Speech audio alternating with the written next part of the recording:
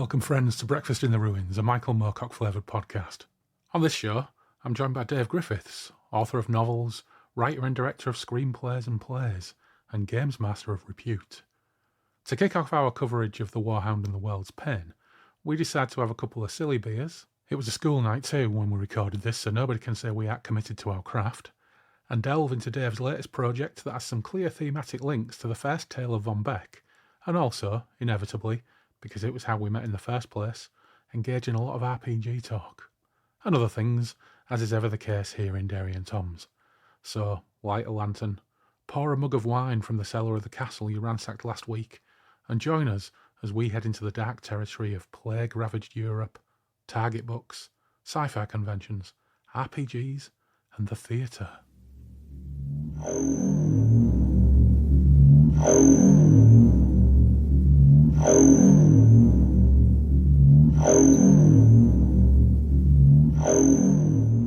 We're in Derry and Tom's. Before I introduce Dave, I've just realised that I've already kicked off. I thought I would have a wee livener to get cracking, and I've just had a Volta blood orange and rhubarb sour just to warm me up, which was quite delicious. But I think I have featured this on the podcast before. But anyway, enough of that. Welcome, Dave. Here we've got Dave Griffiths with us. Welcome, Dave. Welcome to Breakfast in the Ruins.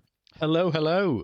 And your podcast has got a lot to answer for because I read Michael Moorcock. He was actually the first fantasy author I ever read.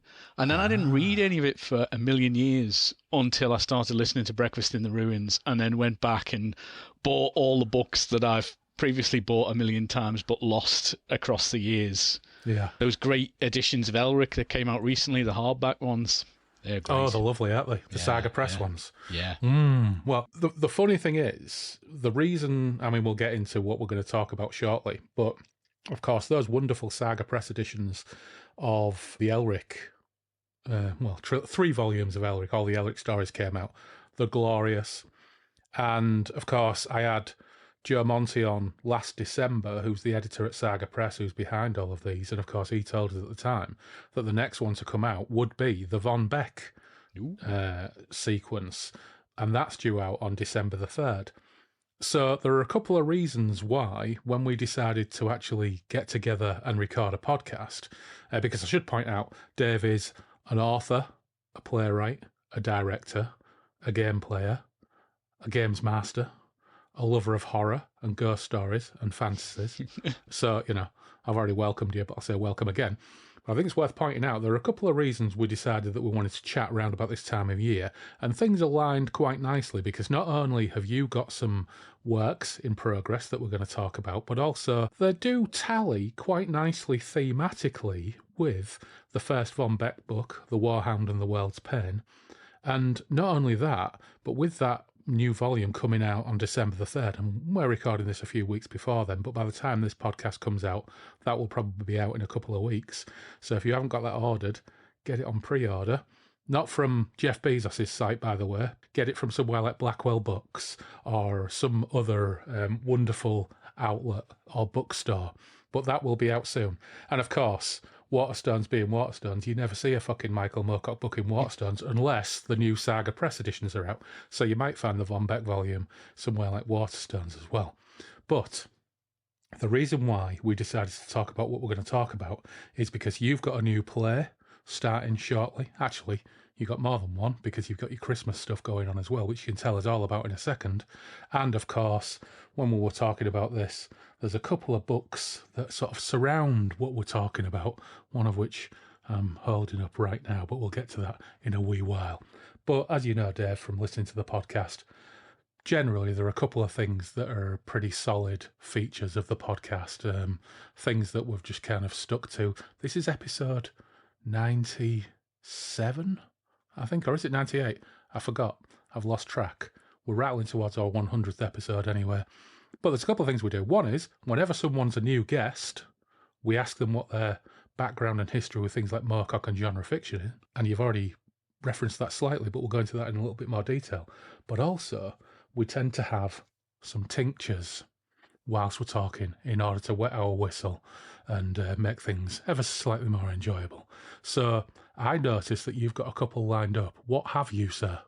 Well, we will see why they are so thematically relevant shortly, I'm sure.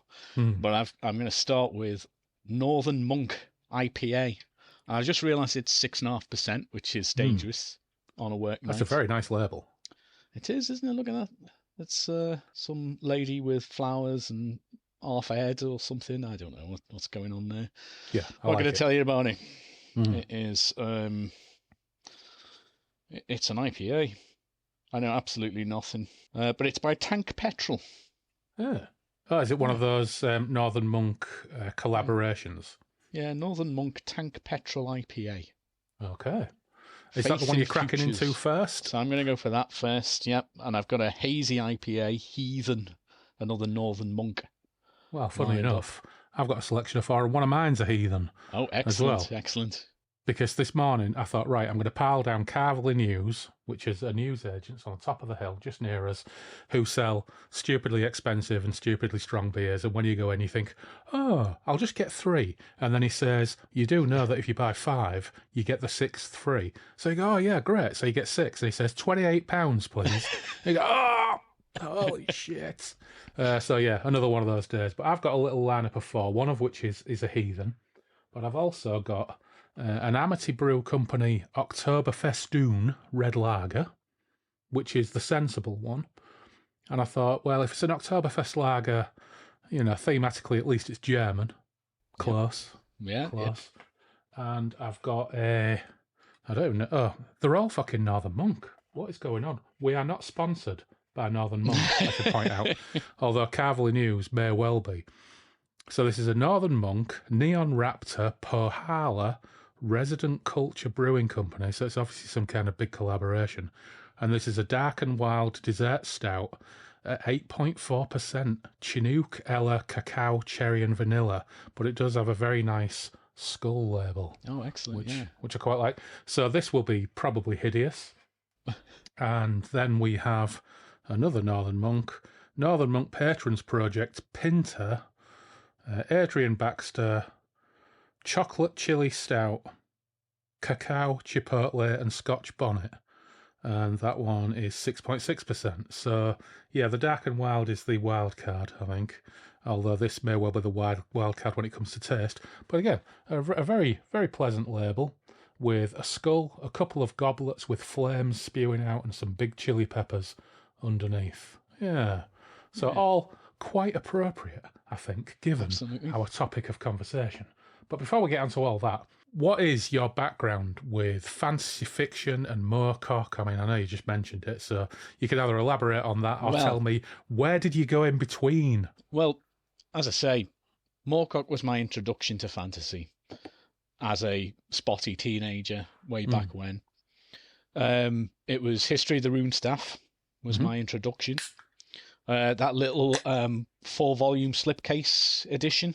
The Mayflower or the Grafton or whatever. Yeah, beautiful. Yeah. Yeah, gorgeous. With the Bob Haverhill covers. Yes, I think so. The psychedelic ones. Yes. Yeah. Yeah. Wish I still had them. But my introduction was them, and then I think I went on to the first 3 Coram books, and then read as many Elric as I could get my hands on at the time. I think it was about 7 volumes at the time, 7 to 9-ish in the mid-90s, early to mid-90s. So, and it was my dad that got me into them. He was a big fantasy head, but he was always very specific about his taste. And I took a love of sci-fi, fantasy, horror and things from sort of what he was reading. He was a big reader in our house, and the bedroom was always full of Philip K. Dick, Arthur C. Clarke, Isaac Asimov, Michael Moorcock, Stephen King, and Tolkien. He was one of these people that, when it came to a genre, he had 2 or 3 maximum authors that he would read in that genre, because once you'd read them, why would you settle for anybody else? And Moorcock was one of those fantasy authors. It was Michael Moorcock and J.R.R. Tolkien. You didn't read anything else because you didn't need to. You'd already read Moorcock and Tolkien. That was it. So that was my introduction. I read Moorcock before I read Lord of the Rings, and never looked back. But I went a long time between reading Moorcock and reading anything similar to it. And I remember as an adult finally leaning into the Conan books, because I think you reach an age where you think, well, Conan's probably going to be a bit silly and probably not worth reading, probably very much of its time. And then you read it and it's actually pretty damn good. And not only that, you can see, you then sort of look back on the Moorcock stuff and you go, oh, I see what he was doing now with Elric. Didn't make much sense to me as a kid why this character was the way he is. This sort of, the albino who was all weak and everything, as a sort of antithesis of Conan. So yeah, that was my introduction to the genre. But a shout out as well, because I think I probably came to Moorcock straight from good old Uncle Terence Dicks and his Doctor Who Target novelizations. That was probably my introduction to pleasurable reading as a kid, was going to the library and getting the Doctor Who novelizations out by Terence Dicks. Yeah. I you know what? The more and more people I talk to on this podcast, the more common thread that becomes. There are certain threads which seem almost ubiquitous, certainly for English readers. And one is just how many of us became avid readers because of the Target Doctor Who books. Yeah. And, obviously Terence Dicks churned out probably more than any other single author for the Target books. I think probably one of my favourites, was it David Whittaker? Yeah. I always felt a little bit more, I don't know, to me as a kid, they felt a little bit more like they were written for an older reader. Yeah. 13-year-old me appreciate that. I still rate his adaptation of the Daleks. Yeah. I still pick that up on occasion and read it. So one I can read in one sitting, and it's absolutely brilliant. And I think it was one of the very earliest Target books, because it ends up with a sort of an origin story for the companions that isn't in the TV story. That's right. Because it's got the introduction of Barbara and Ian, hasn't it? But told from a sort of a different slant, so it's almost like a different universe take on it. That's right. It's a completely different perspective, isn't it? I think they are still school teachers, but there's none of the backdrop of them teaching. There's a car crash Susan on the common or something, isn't there? That's right. Brings Yeah. them to the TARDIS. And I think they see a girl run through the fog into a police box and follow her. Yeah. And that's their introduction to the TARDIS. So yeah, it's a completely different alternative opening, which I think I really like the mystery angle of that, and just how, had the shot that as part of the TV series. It just made me, and I've absolutely no idea what the answer to this is, and but probably should have dwelled on this, particularly as we're talking about the coming of the Terror Files and Moorcock's connection with Doctor Who on a couple of occasions. Of course, we've got part 3 of that to come up, but we never got round to finishing the book. But yeah, I wonder if that was originally written, even scripted as an alternate opening. I've no idea, because there are some weird foibles about the rights to An Unearthly Child because of the guy who originally wrote it. I think there are 2 stories, aren't there? I think the Terror of the Zygons might have gone down a similar path as well, because I think that's now been pulled from BritBox. I think it might not have been that one. I seem to recall reading recently that An Unearthly Child and now the Terror of the Zygons are both pulled from BritBox because of rights wrangles. Yeah, and I can't remember the name of the writers involved. But yeah, always enjoyed that. If you like David Whittaker, I know we're going off on a tangent here, but we're all about the tangents for you. Well, 2 recommendations for you. First off, if anyone's not watched the David Whittaker documentary that I think is on the season 2 Blu-ray collection that came out, which is a great collection. I love the Blu-ray collections. The documentaries are great on it. But what's his name? Toby Hadoke does a deep dive into David Whittaker, because he's somewhat forgotten about in TV history these days, and some of the important stuff he was involved in. And they unearthed a lot of documents about was it a trip to, I'm going to get this totally wrong, might have been a trip to Russia or something. I think he was a member of the Communist Party. Right. And they reckon that the BBC disassociated themselves from him as a result of his communist ties. Yeah. Very, very interesting. And also, there's a great fanzine called Warp, which is a really high quality, I've got a copy of it here actually, really high quality, big, thick magazine, comes out once or twice a year, and it's mostly about the Doctor Who comics. But they did a DVD with, I think, issue 4 or 5 for the 60th anniversary, and the DVD's got an animated version of the opening to the Daleks with the stepping out of the fog and into the TARDIS, which is really, really good considering it's all fan-made stuff. Fantastic. Yeah. Oh, yeah, that sounds really cool. My mate Firthy, he's got all the Blu-rays, so I think at some point I need to spend an evening with him watching extras, because I've already spent a fortune on Doctor Who on VHS, and then I've spent a fortune on Doctor Who on DVD. I can't bring myself to replace all my Doctor Who DVDs with the Blu-rays, although I should, because they'll take up a damn sight less space. Yeah. But I just can't bring myself to do it. I think I got one of the Tom Baker ones when there was one of those weird freak drop in price kind of scenarios, which happened recently. Actually, it was Firthy who tipped me off to this. It happened with the Doctor Who and the Daleks Peter Cushing movie. There was a box set with the 4K Blu-ray, the album of the soundtrack, and a big booklet, and it got down to £19.49. Wow. Which was absolutely baffling when the actual 4K Blu-ray on its own was $24.99 or $29.99, I can't remember. So I got good one soundtrack as well, then. Yeah, so Firthy tipped me off. I got one for me. I got one for my dad, because he loves stuff like that. Although as much as anything, he just loves fancy box sets as he does, actually watching it. And I was waiting for ages for Daleks Invasion Earth 2150 or whatever it's called to also, but that never dropped below $49.99. So I was constantly thinking, but I need the set. But I managed to resist. I managed to hold off. But I probably do regret not getting that one as well. Maybe I'll put it on my Christmas list or something and keep your fingers crossed someone gets me it. But yeah, but in terms of the Blu-rays, I understand that there's lots of great extras. So yeah, and I think Firthy was saying there was one where it might be Toby Haddock. He spends a weekend with Matthew Waterhouse or something. Yes, yeah. There's a few weird ones like that. Matthew Waterhouse, and he stays in Ian Levine's house, which is just blimey. Absolutely nuts. Yeah, that's worth watching. Yeah, we'll definitely chat. I've got to spend an evening with Firthy. Firthy, if you're listening, we've got to get that in the calendar. There's a Terrance Dicks documentary on there from Frank Skinner, who apparently lived over the road from him for years and didn't realise that he lived in the same street as Terrance Dicks. He gets to go into his house. His wife lets him in, and he sees sort of the desk and the office and how Terry had it all set up. Really cool. Very cool. Me and Firthy did meet Terrance Dicks. Me, Firthy and Phil went to the Doctor Who exhibition in London.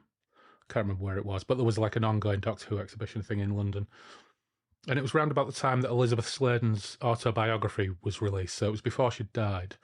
And we met Terrance Dicks and got to tell him how he got us into reading, which was really nice. He was a really lovely fella. And probably the best thing about it was Tom Baker was there because they were launching Liz Sladen's autobiography. And of course, Tom Baker completely dominated proceedings and just talked and talked and talked and told weird anecdotes.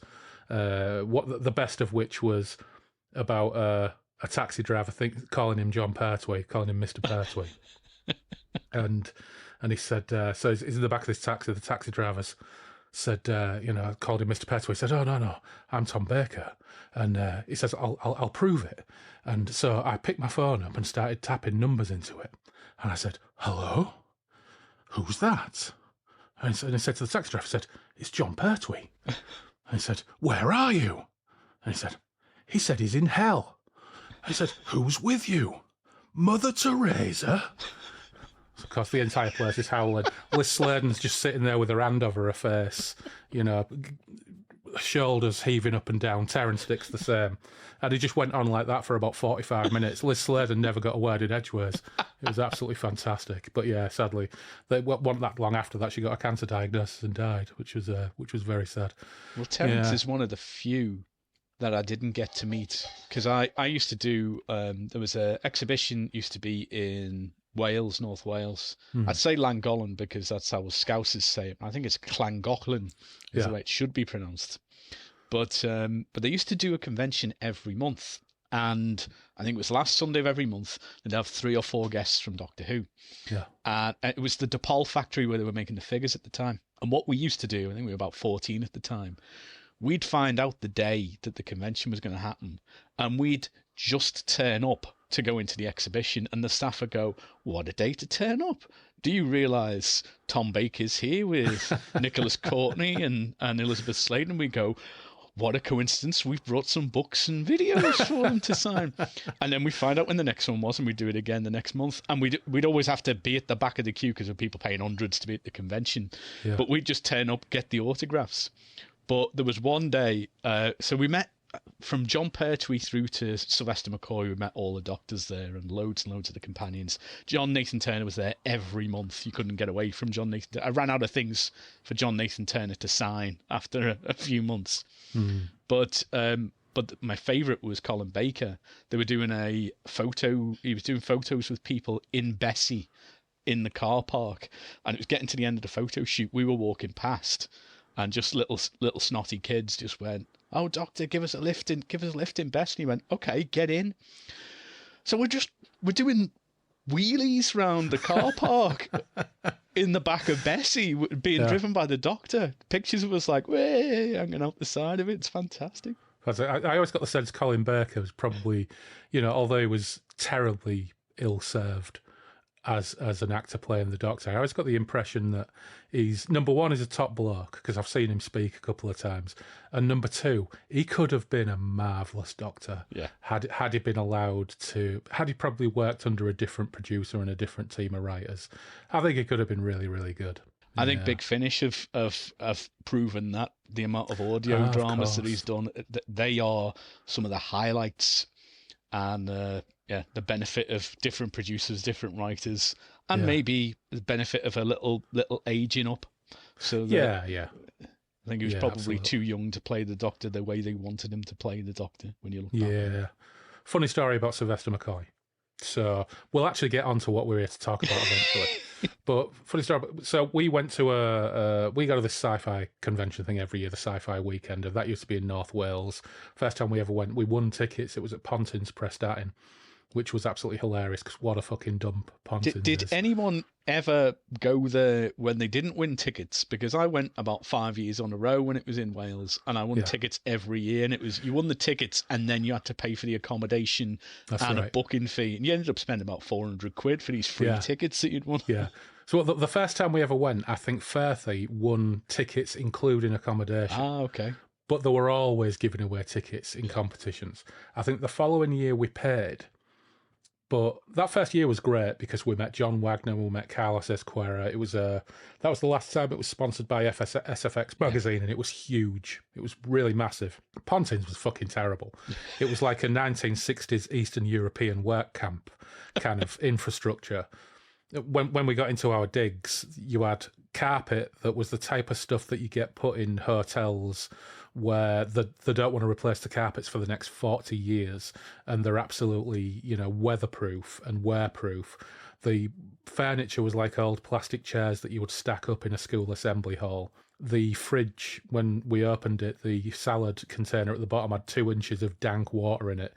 It was... Firthy was cold, so he put all the heating on, and it tripped all the trip switches, and all the power went off. There was a blood stain on his quilt. It was fucking horrific. And when we got back, about 2 weeks later, maybe, I can't remember, it was Firthy or Yarky, messaged me and said, put UK TV Gold on, and I put it on. It was Holiday on the Buses was playing, and it was filmed at Pontins Prestatyn, and it hasn't changed. It was exactly the same. I recognised everything in it. It was just, I didn't even seem to have had a lick of paint. But, we met various people there and all that business. And then the following year, it moved to Haven, a place called Haffany Moor near Pwlley. And we entered the Sci-Fi Weekender quiz, and we came second that year. But we won tickets again, so we paid for accommodation the following year. And the following year, we went again, and me and Yarky single-handed won the quiz and won the entire package, including accommodation, for the following year.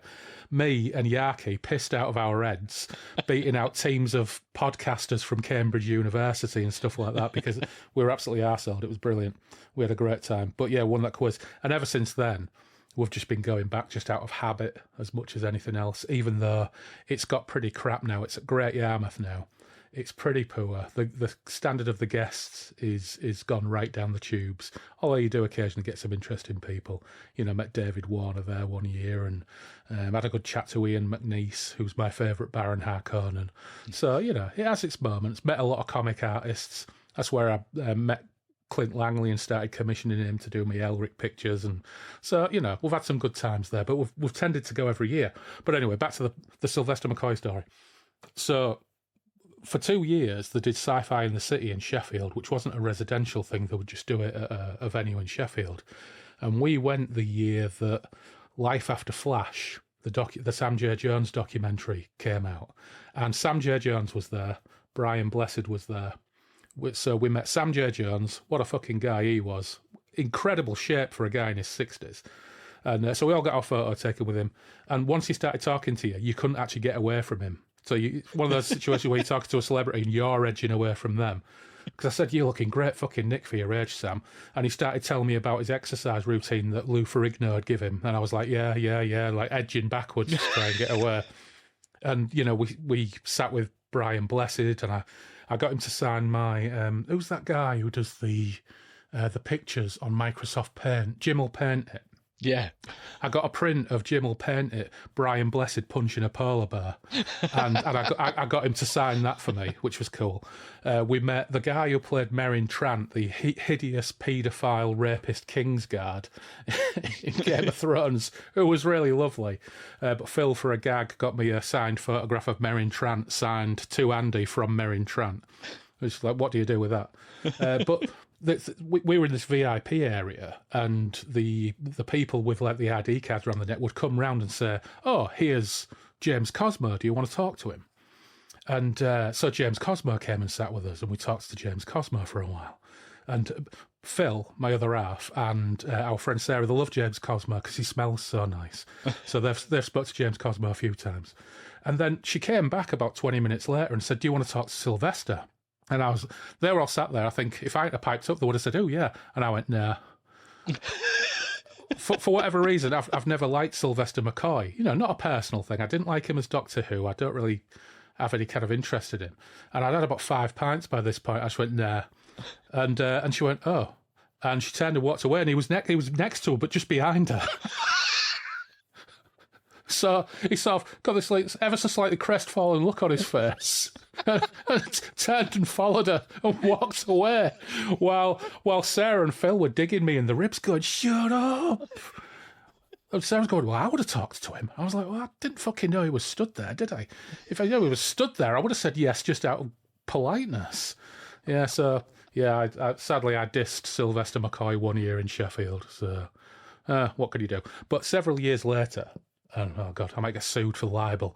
But several years later, they had an awards ceremony at the Great Yarmouth one. And this was 1 year where, I've got to say, it was a little bit queasy. They had these dancing girls doing pole dancing at either side of the stage while they were doing this awards ceremony. And who's the guy who played Jamie? What's his name? Fraser Hines. Fraser Hines and Sylvester McCoy were lecherous pricks with these young girls. They only looked about 17, and they were going, "Ugh." It was fucking vile. It was really vile. So I could then nudge them and say, "See, he's a creep. I was right to say no. I was absolutely right to say no." Oh, anyway, right, we better start talking about what we're here to talk about, aren't we? So we should probably say, how did we first meet? So during COVID, I mean, I've talked about this with Clarky when Clarky was on, but during COVID, when everybody had their heads up their arse and no one was going out, Clarky messaged me one day. And of course, I'd never met Clarky either. We just knew each other through social media, and he was listening to the podcast. He said, "Do you fancy playing a game on Thursday night?" I was like, I don't know. I'd never played an online role-playing game at that point. And I ummed and ahed about it. I said to Phil, "I've been invited to play an online game on a Thursday night." And she said, "Well, what are you going to do? Just sit on your ass watching Judge Judy? You might as well go and play." So I did. And of course, 2 years later, we've been playing these Thursday night games. And of course, you were part of that Thursday night crowd, which was an incredibly welcoming and fun bunch of people. And of course, you actually ran games. So I got to know you not only as a player, but also as a games master. So you're also a big RPG guy. You know, Yeah. like so many other people who were involved in reading Moorcock and everything else. How did you get into gaming? Oh, I think the thing is, as a kid, I always wanted to try the likes of Dungeons and Dragons and things, but it's a funny old hobby, isn't it? Because I could just stop there and say it's a funny old hobby, but it's a funny old hobby because it's a very social hobby designed for people who are not particularly social a lot of the time. It's a complete. So as a kid, I didn't have the confidence to find a group to play, and I didn't know how you would even go about that, especially in the early to mid 90s. It wasn't really as big a thing as it's become now, I guess. And so it always been something that I wanted to play, and I finally found a crowd that would play, but none of us had really played before. So there's that awkward, how do you get into it? How do you start it? What should you actually be doing? This was all before actual play podcasts and things ruined anybody's expectations of what a game should be. Apparently it's sitting around being miserable about characters. But the sort of my proper regular group really became Clarky, Neil, and a gang from work. Right. Who we were meeting on a Wednesday afternoon and playing a few games at Just Play in Liverpool. Yeah. And of course, the lockdown happened and it migrated online and it became a night thing instead of a lunchtime thing. And the group never really looked back. And it was fortunate, really, because people like Dan, who we'd been playing with in Liverpool, he was moving away. He went to live in Leeds, so it meant that we were able to keep up with him. And gradually more people joined the group, yourself included. And we just had an absolute ball. I really loved playing as part of that group. Whilst I was... So my first proper experience GMing was on a lunchtime with work I think it was Clark. He was trying to encourage me. You need to start running something. Have a go at it. And I just threw myself in. I never really looked back. But I think the first roleplay game that I bought was when the 7th edition of Call of Cthulhu came out on Kickstarter. I'm in the list of millions of Kickstarter people in the rule book. And I got it, and I didn't know what to do with it until I actually start playing with people who know what they're doing, and then you get a bit of an idea for it. So round just about a year or so before lockdown, we'd started a Masks of Nyarlathotep campaign that we ended up finishing throughout lockdown. Of course, Sod's Law, I bought the Masks of Nyarlathotep prop box from the H.P. Lovecraft Historical Society, about 300 quid's worth. Yeah, me too. 300 quid's worth. It's just upstairs, sat there gathering dust. I thought this is going to be great, and then about a week later, we were in lockdown and finishing the game on Roll20, so it's never been touched. But it's a great set. Oh, it's beautiful, isn't it? Yeah. So that was my first sort of big campaign, but I've always ended up leaning into the comedy, as you know. The first campaign I ever ran was for Lunchtime Lairs, and it was a Black Hack scenario where my wizard, who was a chocolatier wizard, you surprised me. Instead of magic missiles, he fired Toblerones and things like that. He was a chocolatier. I don't know why. I can't remember why. I don't think it made any sense even then. But he had this evil brother twin who'd set up this chocolate factory where he was kidnapping people and replacing them with chocolate versions in some kind of like gingerbread village or something. It was very strange. Yeah. And it's never got any more sensible than that, unfortunately. Or fortunately. Yeah.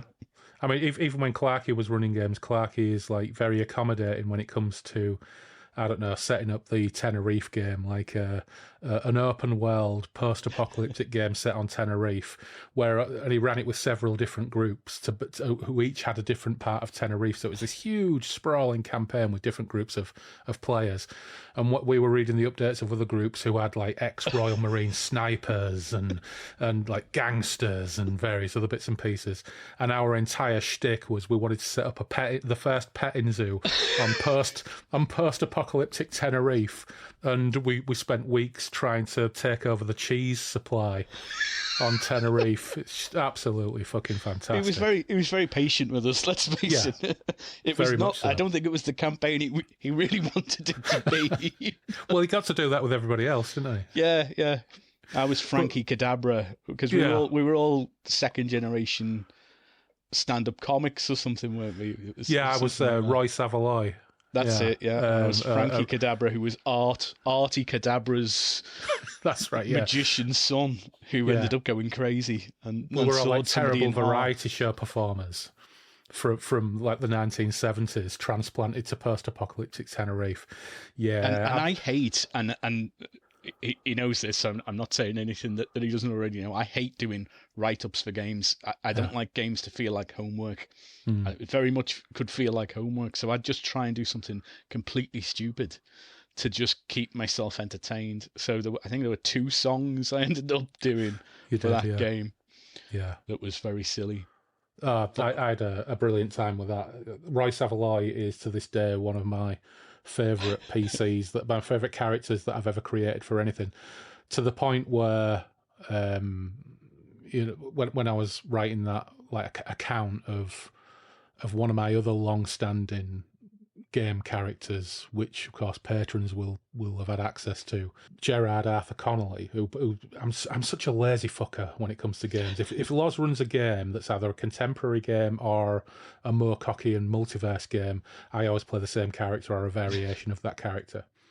And I started writing this journal, and when he has his Eternal Champion Ericos style dreams and flashbacks to other lives, Roy Savoy is one of them. Excellent. Oh, yeah, excellent. Yeah. I dreamt that I was a failed stand-up comedian in a surprisingly violent nightclub scene in Bolton. Stuff like that. Yeah, I fucking love Roy Savoy. And around the same time, we were playing Merkborg, which was another one that I was running. That's right. And the highlight for me of that was the annual Christmas game, where it would just be some kind of absolutely mad scenario. So I think the first year was one of the reindeers had been taken over by some organism. It was basically The Thing with reindeer. Yeah. And then the second year was something about a toy factory with.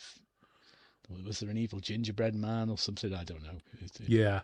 I mean, when Clarky would humour us, but what I enjoyed about your games was it was baked in. So in your game, in one of Clarky's games, we might have tried to, I don't know, try and convince a group of NPCs to take on an anarcho-syndicalist commune approach to something. Whereas in your game, there were actually socialist horses. Yes, I'd forgotten all about them. Yeah. That was the game with the fish finger family.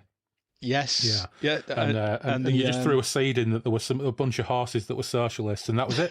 2 hours of game time entirely dedicated to unionising alongside these horses. I have absolutely no idea why I'd done that. Yeah, that was the town of with the Star of Findus. Some kind of fish finger lighthouse speaking. Right. That's right. You know what? All this stuff sings to me, and it's when it comes to gaming over the years. Me and Loz have always been like very, very closely connected when it comes to gaming, because post school, when I first got back into gaming again, I did some gaming when I was 16, 17 with some mates. Like Yaki was involved, and this guy called Jeff, who we used to know, whose real name wasn't Jeff, but we all called him Jeff. And the reasons why we used to call him Jeff are now lost to history. His real name's Andrew Kirkpatrick, and he's like the world's only stand-up mountaineer. And he's quite well known in mountaineering circles, but we all knew him as Jeff, and I can only ever think of him as Jeff. Again, don't know why. I think it's because someone said, you don't look like an Andy, you look like a Jeff. So everybody just called him Jeff from then onwards. But then I convinced Loz, Neil, and Robbo, who's been on this. Loz has been on the podcast, obviously. Robbo is the guy who did Wheels of Terror Part 1, and 5 years later, we still haven't got around to doing Part 2. We will do one day. But I turned up, and to be fair, I probably shouldn't say this on an open podcast, but the only reason I ever met them is because they wanted some pot. and I was their hookup. But I thought, right, I've got them now. they are a captive audience, and what I happened to know through Robbo that they had played role-playing games, so I was like, right, let's play a game. I don't think I made it a condition of them getting some pot off me. Maybe I did. Yeah. I don't really remember. But I ended up getting them to play. I can't remember whether we played Twilight 2000 first or we played a Call of Cthulhu game. It was one of the very early pagan publishing scenarios called Convergence from the Unspeakable Earth issue 4, even before Delta Green was a standalone role-playing game. And we played that over 2 sessions and had a really good time. And from that point onwards, we just played constantly every week, face-to-face for years. And I always had a good time. But there's a big difference between me and Loz in that I'm a super lazy GM and I'm super lazy when it comes to plots. So I just throw things in and hope that stuff happens. Whereas Loz is very serious about his games, is very organised about what he wants to happen. His plots are just so, and he doesn't want people to goof off. So we're like diametrically opposed in many ways when it comes to gaming. But nevertheless, we have managed to enjoy each other's games. But what we've never really been in a position to do is play games that other people have run and we've both been able to play. That's happened very, very, very rarely. And I think I've probably referred to a couple of these games before when we talked about role-playing games on the podcast, but one was a game of Star Trek, the role-playing game, the old FASA Star Trek game, run by our old mate Magic Paul, R.I.P. Magic Paul. But that was so fucking boring, I fell asleep. And Loz and Neil, I fell asleep, snored all the way through it. Poor Paul, bless him. And Loz and Neil said, never, ever, ever fall asleep and leave us in a game that Paul's running ever, ever again. Because they were too polite to just say, you know what, this isn't working, and getting up and leaving. So they sat through it for hours and it sounded like really horrendous. And the other one was, I think Neil ran a game of the James Bond role-playing game, which was a complete waste of time because nobody would do anything because they just suspected everybody. They wouldn't even get in a car to be taken to the embassy because they suspected the driver of being a double agent and wanted to try and kill him. So like Robbo would say, oh, I'll ski there. You know, I just remember Neil getting super frustrated that nobody would like just play this straight, and it was a complete disaster because it was the first time he'd ever run a game. He couldn't kind of improvise his way around it or just go with it. It was a bit of a disaster.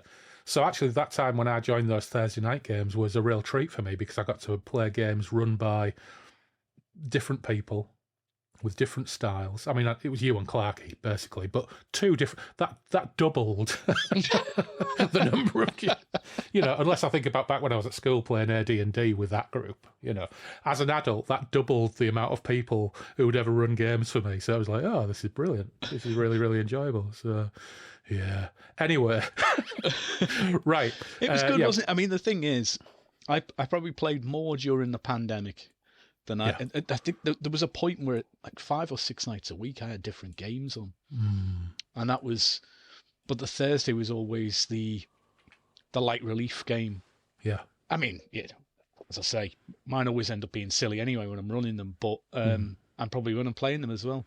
But that one was very much just we all leaned into the comedy and we all had an absolute ball with it. And it's and to an extent that there's times where I think, you know, it'd be nice to have the free time to go back and do that again. But it just became so, because we were playing quite late as well, weren't we? I think it was a 9 o'clock game, which after a day in work and then anything else you were doing outside of that was tough when the world reopened. Yeah, those were the reasons why I would miss quite a few, because if work was busy and I was in front of my laptop till 6 o'clock, I didn't want to have a 2-hour break, then go back in front of a computer screen. Yeah. That's the downside, isn't it? Had it been face-to-face gaming, I don't think I ever would have missed one. But I have thought about putting something together for that Thursday crew, and I know Kath had said she'd play something, and Dan had said he'd play something. Well, you know what? I might lay something out to you this evening as we go along, because we've got to finally start talking about some of the things we're going to talk about. Now, of course, originally, we were going to start covering the Warhound and the World's Pain. You started reading it. I've been rereading it for the first time in donkey's years, and we will talk a little bit about it, but we're not going to get hugely into it because we've got other things to talk about which overlap with it ever so slightly. But I do have my wonderful New English Library Chris Achilleos covered copy of the Warhound and the World's Pain, which is an absolute beauty. And of course, you've got the Golanx collection, the Von Beck collection. Ah, yes, there he is. Yeah. So the whole thing about picking this, as I mentioned before, was not just because a new edition of it comes out in December, but also it just so happens that, I mean, you've got the Signalman at Christmas, haven't you? So first of all, tell us about the Signalman. So it was a show we did last year initially, and you probably, if you don't know it as a ghost story, because it's an old Charles Dickens ghost story, but it was famously adapted as one of BBC's ghost stories for Christmas in, I think, 1971. Absolutely timelessly brilliant version of it. And if you haven't seen it recently, you can pick it up on Blu-ray. BFI's done a really nice re-release of it. One of my favourite ghost stories of all time. And we were looking at a way to adapt it and do something spooky and different with it and kind of bring it to a new audience. So last year we adapted it as I wrote the adaptation and directed a two-hand version of it. Just the two characters, and we did it purely lit by two old railway lanterns. So you turn the lights off, and the railway lanterns held by the characters are the only light in the theatre. Brilliant. Way to keep it kind of small, intimate, really pull your focus, play on the shadows and things. And it was brilliant. We sold out everywhere we did it. We launched it at Metal, which is it's an art gallery here in Liverpool. But the beauty of it is it's actually in the old wheelhouse at Edge Hill Station, which Edge Hill Station was one of the very first, well, I think it was the first wheelhouse in the world, because, of course, the first railway ran between Liverpool and Manchester. And the Edge Hill Station is the first station outside of Lime Street, and it was the wheelhouse where they used to winch the trains up the hill from Liverpool before sending them on their way to Manchester. Yeah. And we were performing a ghost story about the railway in the wheelhouse from the very, very first railway, with just the shadows playing on the old exposed brickwork wall and everything. It was absolutely gorgeous. Very cool.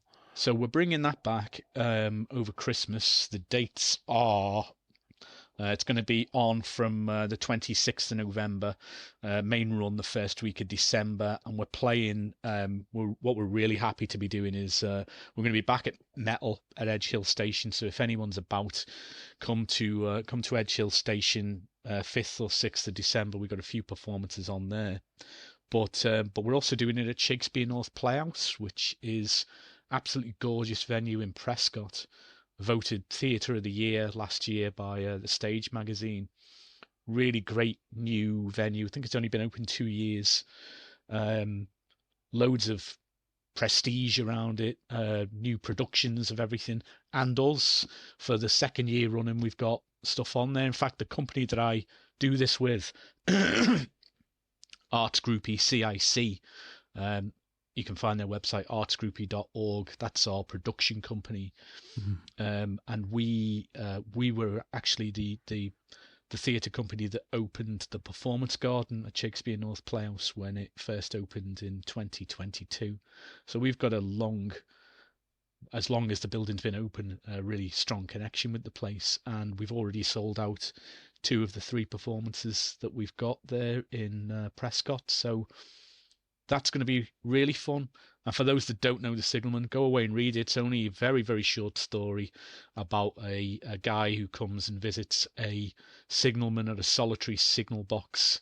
And he tells him a story about a spectre that's been haunting the line, and what that, and it's all about what that spectre might mean. It's every time it appears to him, it comes before a disaster, and he's seen it again, and what's going to happen next. Very, very tense, but interesting for a number of reasons. It was written a year after Dickens was in a horrific rail accident himself. So the Staplehurst train disaster was a very, very famous railway collision that happened. And Dickens was a big proponent of the railway. He travelled and performed across the country. He was in Liverpool quite a lot. And the railway really opened up doors for him. It meant that he could get around the country a lot easier to perform. But he was involved in this rail disaster. He was a celebrity on the railway disaster, so all eyes were on him. Unfortunately for him, he was on the train with his mistress at the time, so there was scandal. He fled the train after it crashed and ended up going back and helping pull survivors and bodies out of the wreckage. And by all accounts, Dickens was never the same again. Even so much as his handwriting changed permanently after the rail disaster. He had a really tough time of it and died 5 years to the day after the disaster. But The Signalman was written a year later, and our take on it for the theatre production is it's a story about PTSD and survivor's guilt, and it's Dickens trying to work through the trauma of what happened on the railway, what he could have maybe done about it. And we've kind of weaved some of that in to tell a story that's really about men's mental health and what we do or don't say to each other. I will link to the art group's webpage in the show notes, but I think there's a strong sort of social theme through the stuff that you do as well, isn't there? You just alluded to it with that, and I think there's a temptation to modernise things, but if you do things and keep the classic sense and the classic tone, but actually lean in to the elements that actually defined a lot of these tales, because trauma underlines so many of the best sinister tales and weird tales and ghost stories. I think leaning into that is a great way of doing things. Definitely, and you've picked up there on sort of one of Arts Groupie's main objectives. We're a company that it's very working class in its roots, but we're about making theatre accessible, theatre and performance and the arts accessible to all.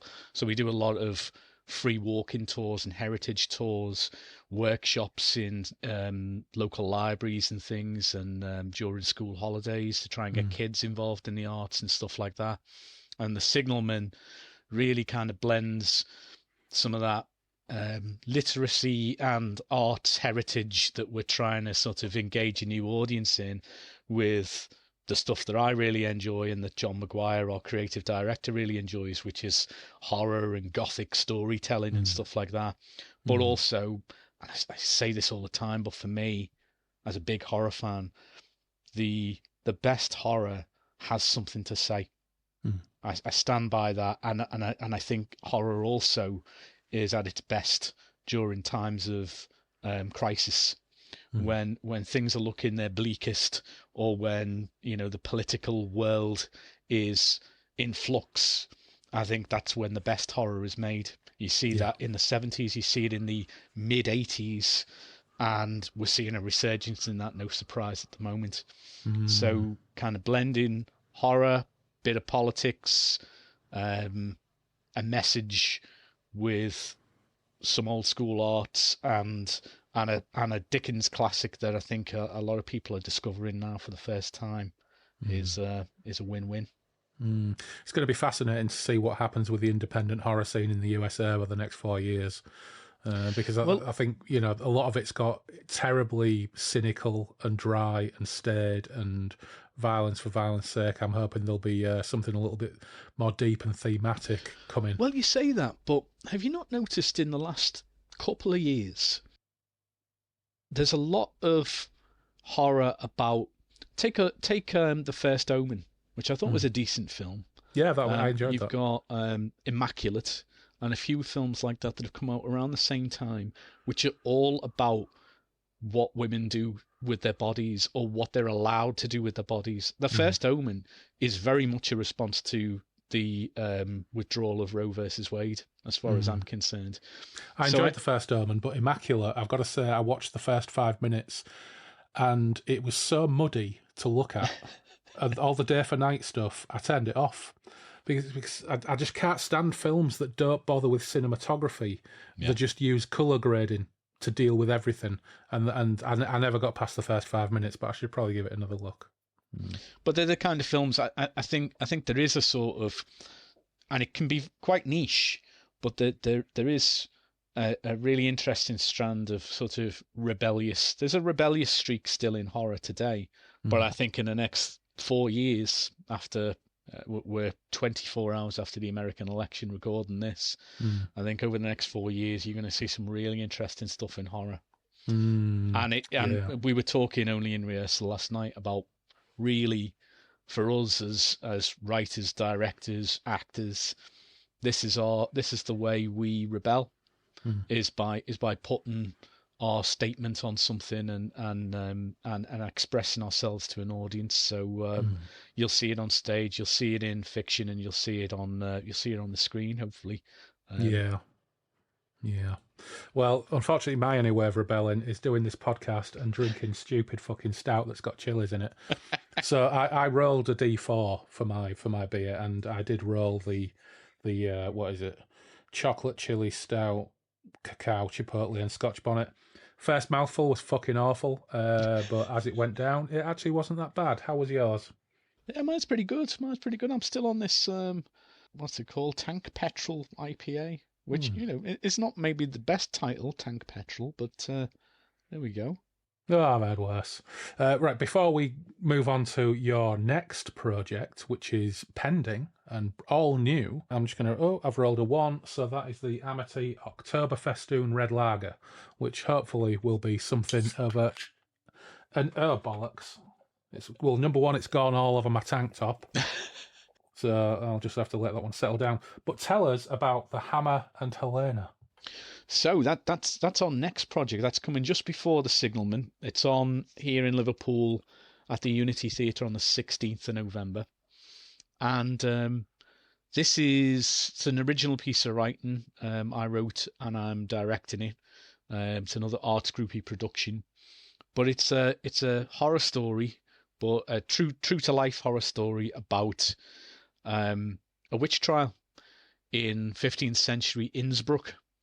It's actually about you probably, well, I know you're aware, but listeners are probably aware of the Malleus Maleficarum, which was the Witchfinder's Handbook, which came out in the early 1500s, and it's kind of about the events that led to the writing of that. A witch trial that took place between Heinrich Kramer, who called himself the Hammer of Witches. He's the writer of the Malleus Maleficarum. And Helena Schäuberin, who was accused of witchcraft in Innsbruck in 1485. And she, strangely, for the time, managed to beat the charges. And Kramer was run out of Innsbruck in disgrace. And we believe that was probably what kind of led him to write the Malleus Maleficarum as a sort of revenge. We're seeing Heinrich Kramer as the world's first incel. This is a guy who was rejected by a woman who he was obsessed with, was ridiculed and rightly cancelled, and then took a new method of communicating. The Gutenberg printing press was in its infancy at the time, and he went away and wrote a horrific treatise on how awful women are when they don't do things that you want them to do. And 500 or 600 years later, we're still seeing its ramifications. So the tagline for the show is that it's the true story of the most evil book ever written and its horrifying legacy. It's funny, isn't it? Malleus Maleficarum is one of those things that when you're like a teenage horror fan and you want to read everything occult, and you get into things like, you're discovering the idea of occult blasphemous terms in the pages of Call of Cthulhu and things like that. I discovered Lovecraft through the Call of Cthulhu role-playing game. The idea that there were all these like books of ancient lore from centuries gone past. Malleus Maleficarum has always had this like sort of mystique Yep. and cachet. And I remember getting a copy and going, ooh, cool. You know, not least because, as you pointed out when I showed you at the basic presentation and choice of font, make it look like a fucking boss of a book. Big, chunky, black paperback, Arrow, foreword by Dennis Wheatley, which I'll get to. I think when was this published? This is from, let's have a look, 1971, this edition. And so it's got this air of mystery about it, and even then, forbidden knowledge. Yeah. So this is the version translated by the Reverend Montague Summers, and Reverend in inverted commas, because there's some dispute over the truth of his role in the clergy. And he seemed like something of a character. I mean, obviously he spoke Latin well enough to translate the whole thing, so he was probably some kind of brainiac, but not entirely clear that he was really a genuine member of the clergy. He was something of a dilettante, probably. But this has been republished as recently as 2009 by Cambridge University Press, by a guy called Chris Mackay. And it's interesting because the synopsis reads, "The Malleus Maleficarum, first published in 1846-47, is the standard medieval text on witchcraft, and it remained in print throughout the early modern period. Its descriptions of the evil acts of witches and the ways to exterminate them continue to contribute to our knowledge of early modern law, religion and society. Mackay's highly acclaimed translation, based on his extensive research and detailed analysis of the Latin text, is the only complete English version available and the most reliable. Now available in a single volume, this key text is at last accessible to students and scholars of medieval history and literature. With detailed explanatory notes and a guide to further reading, this volume offers a unique insight into the 15th century mind and its sense of sin, punishment and retribution." So yeah, a very non-committal academic kind of synopsis about something which is undoubtedly an item or a text of great historical significance. But you know what? I think your description is a lot more apt or a lot more accurate, particularly when, I mean, you open it up. So I opened it up earlier. So I was like, oh, let's just have a look. Let's have a look inside, because it's years since I've read any of it.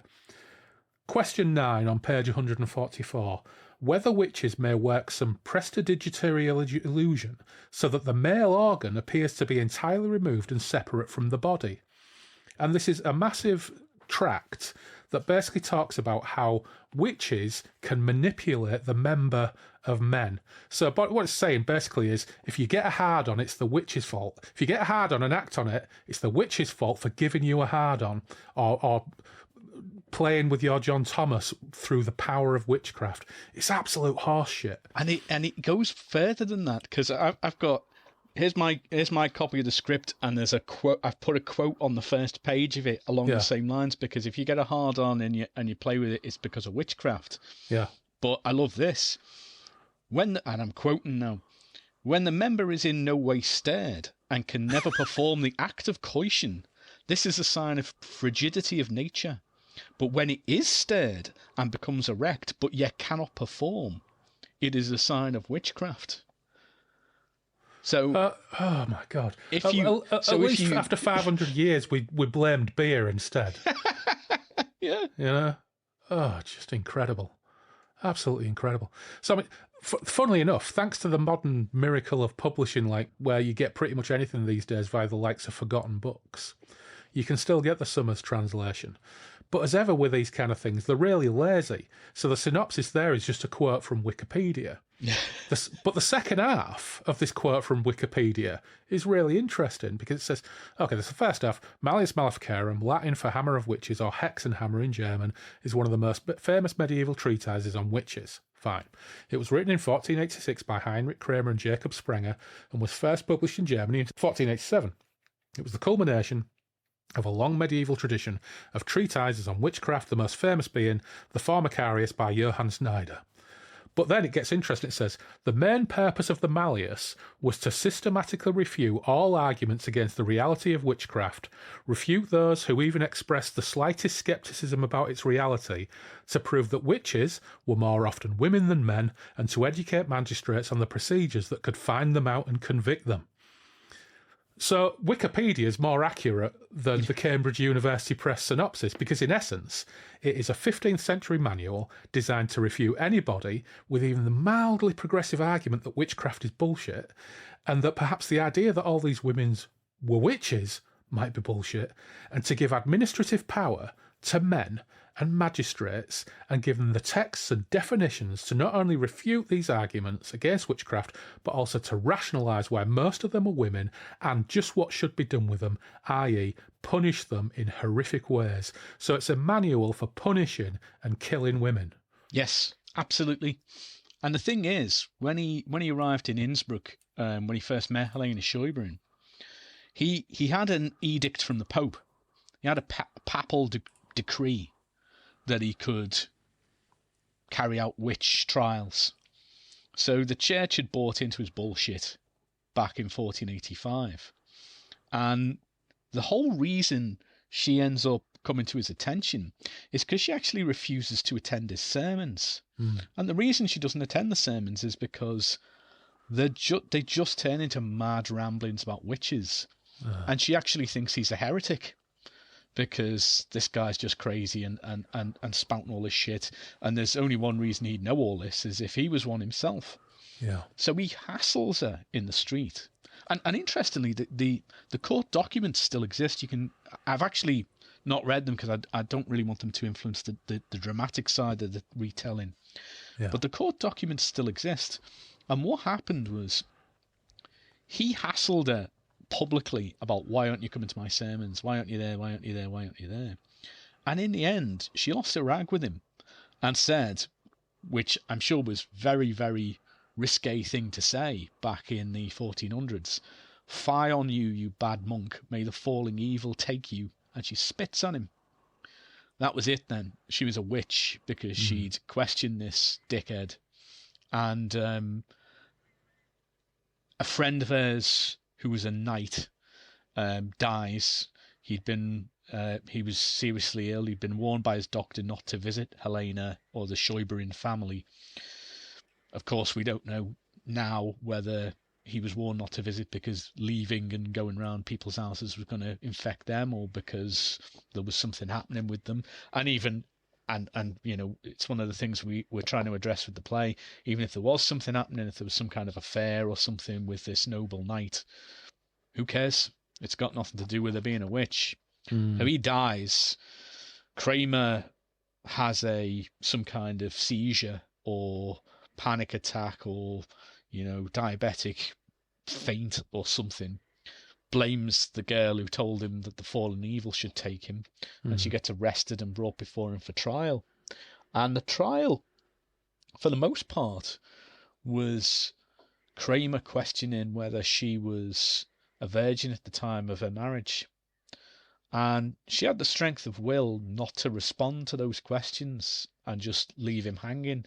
But the questions were so explicit and so vile that the congregation and the bishop and everybody else who was at the trial found him so inappropriate that they sided with her. Now, fortunately for Helena, she also had her husband had some wealth, and they managed to buy in a lawyer who came in, questioned the procedure, shut the whole thing down, and Kramer was sent off in disgrace. But what's really funny is, after being defeated by this woman who refused to attend his sermons, made him look like a laughingstock, he retreats to the bishopric, where he stays for another few weeks.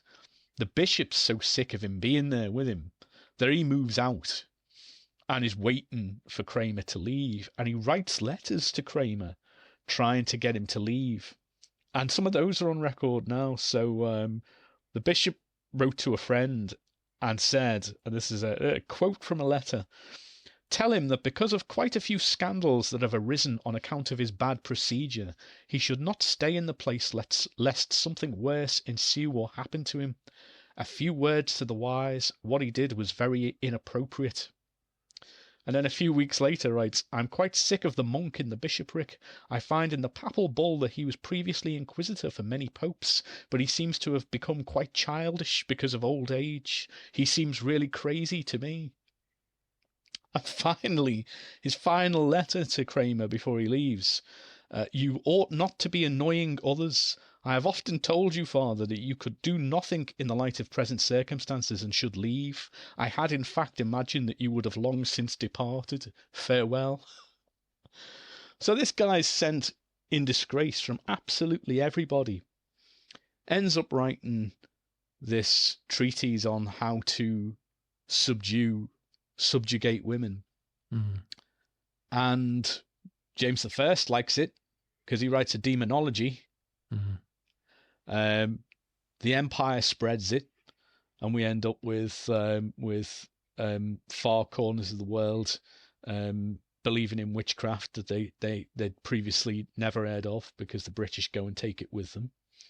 And here we are now in 2024, and reported as recently as last year and the year before, there's still women around the world being burnt at the stake as a witch. Yeah, I mean, you know, his behaviour in that trial, 500 years later, exactly the same thing is happening in rape trials. Yep. You know, and the weirdest thing is, and probably the most disappointing thing is, like, you know, Heinrich Kramer's an inquisitor, but even at the time, as you just pointed out, he was controversial. And I was reading earlier, the hotshot theologians of the Inquisition faculty at Cologne thought he was a clown.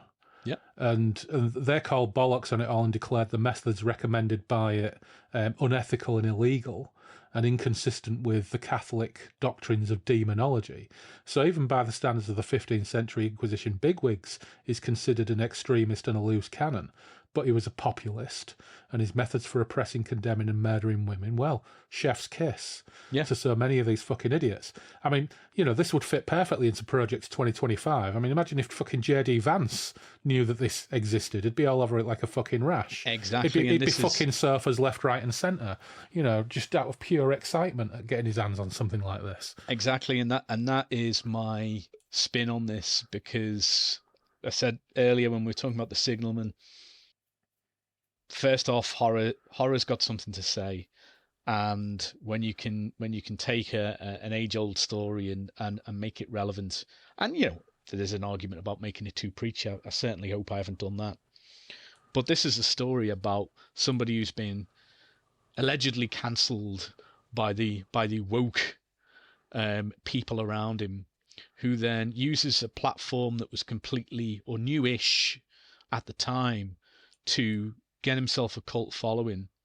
You know, it's exactly what we're seeing now, and not just, you said about rape trials and things. Take a look at you know, think about how it relates to the Stormy Daniels trial. And this is a woman who, Stormy Daniels identifies herself as, I think she's a pagan, so she identifies herself as a witch anyway. But this is a woman who was paid off, who, when she ends up in court with him, it's Donald Trump who's screaming witch trial because they're coming for him. Now, isn't it interesting that coming for the man is a witch trial, but going for the woman isn't? Think of Meghan Markle with Piers Morgan. There was a man who was obsessed with a girl, and when he was called out on his obsession, lost his shit, stormed out of a mainstream broadcast, and has now popped up on as many fringe podcasts and social media platforms as he can get his hands on. You said J.D. Vance there. The crazy cat ladies comment, or the childless cat ladies. What was it he said recently? Childless cat ladies shouldn't have a full vote because they don't have as much to invest in politics. Now that rubs me up the wrong way. But even as recently as about 2 days ago, I saw a news report where some Republican preacher was talking about how Kamala Harris was using witchcraft on people to bewitch them to vote for her. So it's the same shit, different century. Yeah, and there was one of the other ones that were talking about her pimps and handlers. Yeah. Just madness. Absolute madness. But hey, you know. So what we've tried to do with this play, because one of the things I'm conscious of, I didn't want it to just be a courtroom drama. So this is Kramer and Helena meeting in a afterlife, or purgatory, or a limbo, hundreds of years later. The trials never really ended because, you know, while they're still being thought about, then they still exist. And he's forced to confront his behavior and his legacy And we do that using some modern tweets and quotes from your Piers Morgans, your Russell Brands, your Andrew Tates of the world, and how a lot of the things, like we're saying there, a lot of the stuff that they're saying is not all that different from what was being said 500 years ago. So there's a sort of a modern spin on it as well. But it's been a really rewarding show to do. The cast are doing absolutely brilliantly with it. They've really embraced it. And we're already looking at what we can do next with it, where we can take it. If we can secure some funding or fundraise for it, we're thinking that it might be something to take up to the Edinburgh Fringe next year. So we're hoping it grows a bit of a life for itself. And I think with politics going the way it's gone, I can't believe America would rather pinch its nose and vote for a rapist fascist rather than vote for a woman. I just find that so insane. That, like I say, we're making our little act of rebellion by going out there and saying what we've got to say about the modern world through art and classic scenarios and a bit of horror thrown in. So yeah, well, you couldn't have timed it any fucking better, could you? Really? Yeah, honestly. Well, to an extent, we were all thinking, well, this will have all blown over. It'll be a new continuing democratic era. You know what? We're getting that more and more and more. You know, when we read the Conan stories with Dave, we're reading them a few days after the Stockport riots, and it's just like, holy fucking shit. You know, but we're not. Everything's coming back and becoming 10 times more relevant again. You know, I directed an adaptation of 1984 2 years ago, and we were actually sat in the green room 2 hours before performance, or an hour before performance, when the decision came in to overrule Roe v. Wade.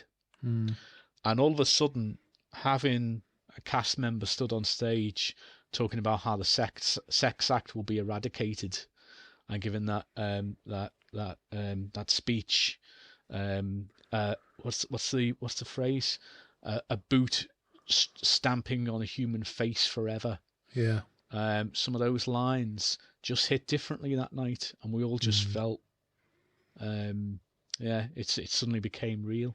But you're right, yeah, it's these things come around, and I think we're going to see a load of sort of Orwellian style sci-fi is going to make a big comeback. You're going to see a lot of dystopian fiction. I suppose it never goes away in some respects, but no, but art is at its most important when the world is fucking shit.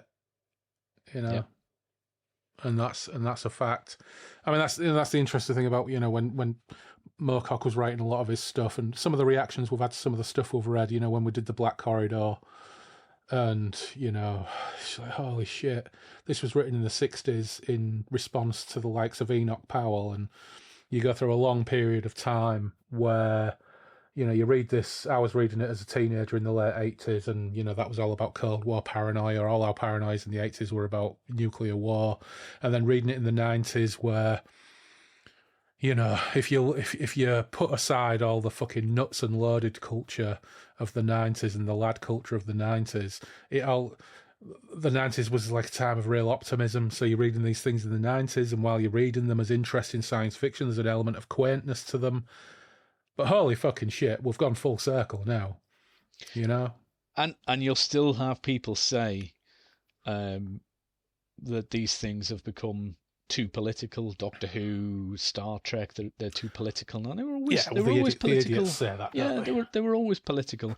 It's just they never realised how political they were. No. So on the subject of Moorcock, oh right, first of all, when is the Hammer and Helena hitting the stage? So Hammer and Helena is at the Unity Theatre in Liverpool, 16th of November. One night only so far, but we're hoping to resurrect it next year. You can get your tickets if you're around Liverpool. Do please encourage people to come down if you know anyone in the area. Ticket that's unitytheatreliverpool.co.uk is the ticket link. you can also find all the details on artsgroupie.org, which is our website. And as a bit of promotion for that, we've also got a video that we shot only this week, goes out tomorrow on YouTube, which is we did a. Have you ever seen Hot Ones? The show where people are quizzed whilst eating ridiculously hot sauces. Yeah, we've done our own version, The Witch's Burn. We did on Monday, so we got some hot sauces from Dean of the Dead. Who's a supplier for a lot of the horror conventions, a seven sins hot sauce challenge. We sat down with the host of For the Love of Horror, Ben Fenlon, on Monday, and had a lot of very, very hot chili. It's very funny. So that's going online as well. You can find that on YouTube as a little bit of a precursor to the show. How did you get on? Do you do hot sauce? Oh, I do. Yeah. I did. I got through all of them, but there was one, a middle one, that was very bad, and it just so happened to be a question. I don't even know. I was watching it back as I'm editing it, and I have no idea what I'm talking about. It's just words coming from a man who's completely spaced out on chili. Yeah. It's great. Yeah, they're interested out there. I've got a bottle of Da Bomb in the fridge, and I've got the last I've tried Da Bomb. It's hilarious, Da Bomb. When we were gaming a couple of years ago, my cousin's boyfriend was like, "Oh yeah, I'll try it." So I put some on a slice of pizza for him, and he was having, first he had a panic attack, then he was having like an out of body experience. It was incredible. It was incredible. I tried it at. It's not pleasant. That's the problem with it. No, it really isn't. I tried it weirdly at Aircon Northwest. Yeah. Over the summer, they had some there. They were doing it live on stage, and they offered it out, and I tried it, and I think I cried for about 2 hours. Yeah, it's hardcore. There is actually there's a Da Bomb ghost pepper as well, and Phil got me that one, and that one at least tastes pleasant. It's fucking blisteringly hot, but it tastes nice. Whereas the normal Da Bomb tastes like shit. Yeah, it just tastes like putting battery acid on your pizza. It's fucking awful, terrible stuff. But yeah, anyway, you know what? We've been going an hour and 20 minutes, and we haven't got onto the Warhound of the World's Pain. So I think probably what we'll do at some point in the future is we'll reconvene to look at it in more detail. But you have been reading it. What do you make of it? I am really, really enjoying it. Now, the thing is, it's a Moorcock book I'm not familiar with. As I say, I've read quite a lot of the Eternal Champion stuff, but I've not touched the Von Beck stuff, so that was really interesting. But I tell you what it reminds me of, and it's probably intentional, and probably people are going to say, well, of course it does, but I really like Solomon Kane. I mean, you've got to take the racism out of Solomon Kane for it to be in any way good. But there's a Solomon Kane-ness about it that I really enjoyed. It's I think in the middle it gets a little. At the point I'm at the middle, it becomes a little paint by numbers quest to an extent. Very much so. But the start, it's an interesting one. The first few chapters, it feels very bleak, and it's different for me. I've not read any of the Moorcock stuff set in, anything resembling the real world. So this idea that this guy is morally ambiguous, he's done some shitty things, and he finds his way to this castle, I really enjoyed. I thought, what's her name, Sabrina? Yeah. Really great introduction. Just a shame she ends up becoming a bit of a damsel in distress as it goes on, and because I think she's a stronger character than that in that first chapter or two. I like the references to Ariok. It's always fun when things cross over in a Moorcock book. But so far, so good. I'm enjoying it. Yeah, Moorcock would get better at this stuff. I think he's at the point when he writes this. I mean, at the end of the day, there's a few things that are common to Moorcock books, and we're coming across them a lot. So first of all, you got your framing device. In this case, you got a manuscript penned by Graf Ulrich von Beck in 1680 during the 30 Years' War, which is a fucking great setting. Yeah. For anything like this. So, and in many ways, I think it's a natural progression from Moorcock heroic quest tales that he was a few years before this, he was banging out in 3 days, like, you know, the second Corum trilogy and some of the other ones. His famous 3-day writing benders where he would knock out an entire book in 3 acts. You've got the hero, a dispirited and in some way disenfranchised noble, but in this case is burnt out from years of murder and warring. You've got a sense of dislocation that leads to an encounter and a quest for a MacGuffin. In this case, it's a literal Lucifer via an encounter in a spooky abandoned castle with a beautiful witch and a retinue of rotting servants and guards. The MacGuffin in this case is the Holy Grail. It's a fucking fantastic setup. In many ways, it's a quintessential Moorcock quest tale setup.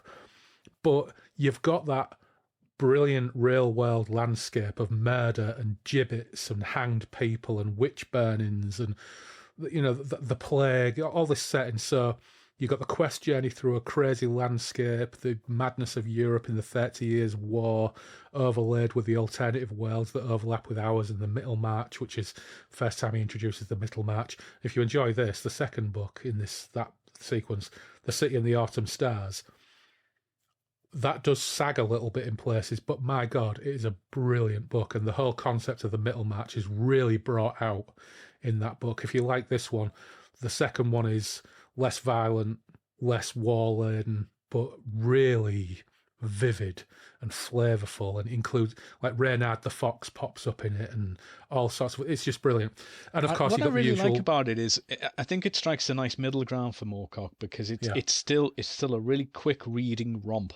That's, you know, it moves along at a cracking pace, but it's also got some of that sort of existential, you know, hard questions that come with some of his later work, you know, sort of morals, you know, ambiguously moral people wondering what it's all for and why they should be carrying on. Yeah, that I think he gets a little bogged down on in later story. Some of the later Elric stuff, I think, can get a little boggy with that. Yeah, but this feels like it's there, but it doesn't overwhelm the narrative. But I also liked, you said about the real world set, and I think it paints a really glorious picture at the start there. But I also like, and I think because I'm in Hammer and Helena mode, is it doesn't particularly paint the witches as people who deserved what happened to them, or that they're particularly magical in any way. Those first few chapters seem to be, there's these awful people who go around picking on these women. Yeah. You know, it strikes, as a fantasy novel, it still strikes a truth somewhere in amidst all that I like. There's like a resignedness to the witches, isn't there? It's like, I'm a witch. Yeah, you know, but it's so Moorcock pins his flag firmly to the witch mast in this. Unlike, for example, Dennis Wheatley in his introduction to this edition of the Malleus Maleficarum, where he says there was ample justification for the Malleus to become popularly known throughout Europe as the hammer of witchcraft. For, as the reader will discover, every conceivable mean trick was resorted to by the Inquisitors, even to promising the accursed their lives and having no intention of sparing them, in order to extort confessions. Okay, cool, Dennis. The term witch applies equally to men and women, although there were a far greater number of women who repudiated Christianity and dabbled in the occult. Oh, Dennis. This may well have been due to the attitude of the church, which regarded women as inferior beings, naturally prone to deceit and lust, and designed by the Creator as a snare to tempt men to indulge in the sins of the flesh. Dennis Wheatley is like, you know, he's almost there, but not quite. It says both the Catholic and Protestant zealots who carried out the great witch hunts justified their act by quoting Moses, who had decreed, "Thou shalt not suffer a witch to live," and St. Paul, who held the same view. Undoubtedly, during the centuries of persecution, many thousand innocent people were brutally tortured and died in agony. Well, there's some recognition at least. But both Moses and St. Paul were well aware that just as prayer to the power of light can beget fortitude and the ability to heal, so appeals to the power of darkness stimulate vindictiveness and the power to harm. Many thousands of evildoers were therefore rightly condemned. It is the brutalities inflicted on them that were inexcusable. Therefore, since spiritual values are unalterable, the practice of witchcraft remains as much a crime against society as an unprovoked act of physical violence. Oh, Dennis. Oh, Dennis. And, I mean, Dennis Wheatley's writing that introduction only a couple of years apart from Moorcock writing this book. So, yeah.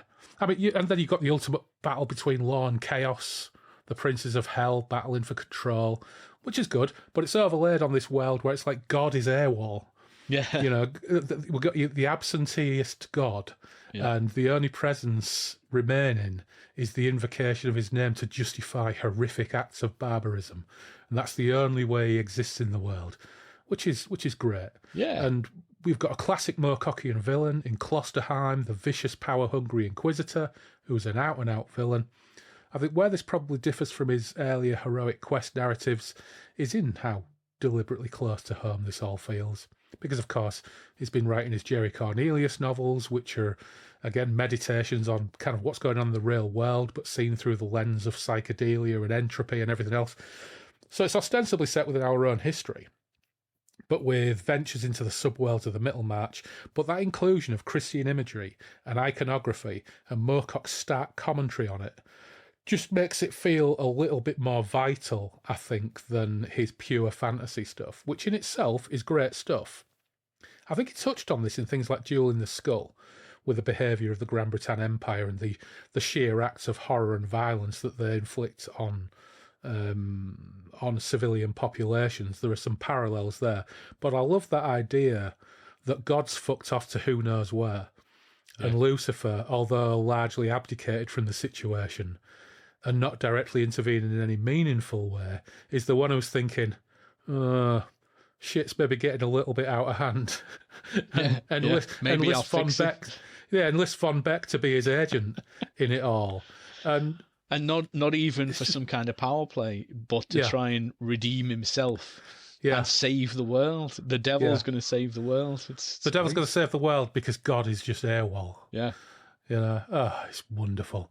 As ever, I think with I'm going to crack open the heathen for that. Yeah. Good. Oh, I will as well then. Hang on. That red lager was really good, by the way. Really? So, as ever with these rereads, as we mentioned before, there always seems to be something going on here in the world that makes them even more pointed and poignant in their view of humanity and events, and this is another fucking brilliant example. But I mean, the inverted commas scourge of witchcraft and all the associated heresy trials and colossal rounds of murdering in the 17th century, they were about oppression and suppression of alternative thought. Yep. Oppression of women. And the wars between states in the 30 Years' War were about property, land and power. And murdering a city or a whole region of people to get it was considered fair sport by the powerful. Oh, how fucking familiar does that sound right now? And as ever, reading this 10, 20 or 30 years ago by comparison, I'm responding to it very, very different than I'm reading it today. It's like it's a vividly dark period in European history, though. It's great for reading. It's great for an adventure setting. You've got endless war, brilliant. Religious schisms and persecution, great. Witchcraft and demonology weaponised to become part of the cultural zeitgeist of the time, and tools of oppression and mass murder, particularly of women. Horrible, but great for a dark fantasy setting. You've got plague, always a good one. It's got the lot.